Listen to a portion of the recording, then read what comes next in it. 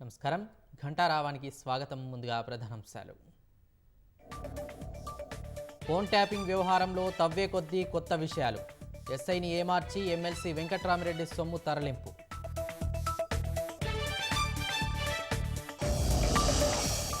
సూర్యాపేట జిల్లా వ్యవసాయ మార్కెట్కు పోటెత్తిన ధాన్యం.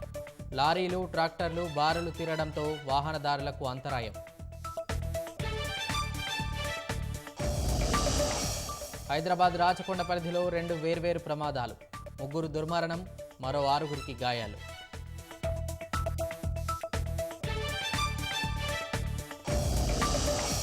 బెంగళూరు కెఫే ప్రధాన నిందితులకు 3 రోజుల కస్టడీ. బాంబు దాడి అనంతరం నెల్లూరు నుంచి కోల్కతా ప్రయాణం.